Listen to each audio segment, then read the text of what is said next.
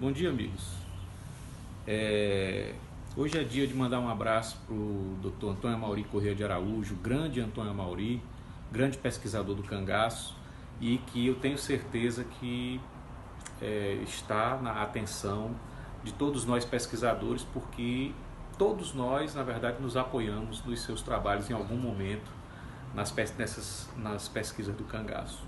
Dr. Antônio Amaury, como todos sabem, é paulista, de Boa Esperança do Sul, e formado em odontologia e em belas artes. Dr. Antônio Amaury, na verdade, enveredou para o estudo do cangaço nos momentos que tinha livre do consultório, e ele fez isso de maneira pioneira, numa época em que o cangaço sempre foi pejorativo, porque era associado a bandido e tudo, e ele, na verdade, foi na contramão, onde no momento em que ninguém tinha interesse nesse assunto, ele tornou o assunto, inclusive, conhecido nacionalmente, né? Ajudou nessa difusão assim, do interesse para o conhecimento, para o estudo do cangaço, coisa que Luiz Gonzaga havia feito nos anos 40, quando resolveu se apresentar vestido de cangaceiro e de vaqueiro.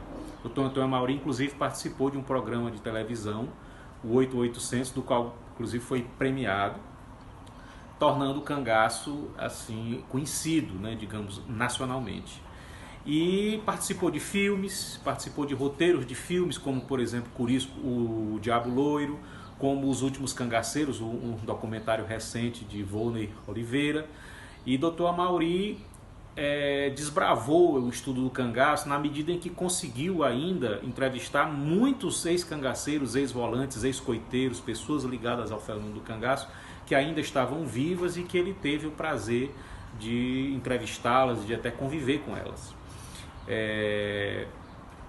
Aí entra Senhor Pereira, entra Cajueiro, entra o João Bezerra da Silva e grandes nomes da história do cangaço que a gente tem apenas hoje como ter acesso a livros, e graças a essa pesquisa do Dr. Antônio Amaury a gente tem acesso ao que essas pessoas tinham a dizer.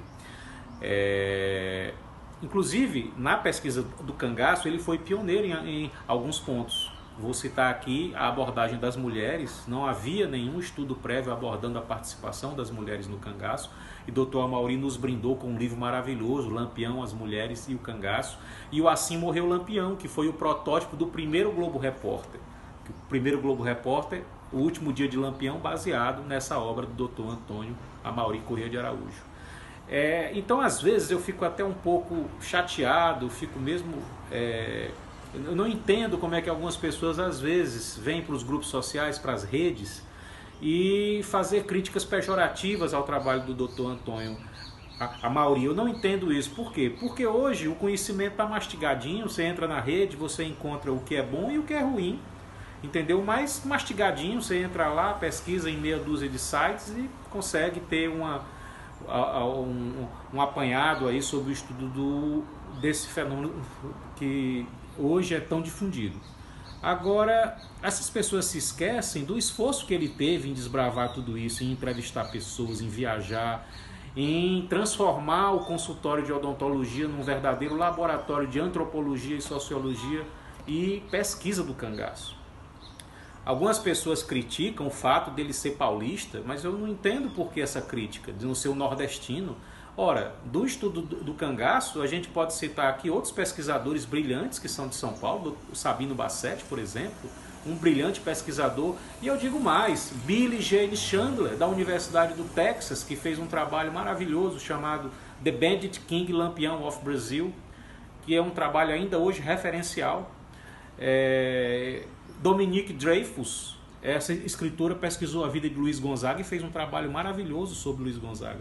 Então isso não procede criticá-lo apenas por ser paulista, isso não tem muito sentido. A mesma coisa que dizem como é que um odontólogo vai pesquisar cangaço. Ora, na pesquisa do cangaço, Frederico Pernambucano de Melo, Dr. Sérgio Dantas, Ivanildo, que são pessoas ligadas ao direito, juízes, advogados. Aqui a gente pode citar, por exemplo,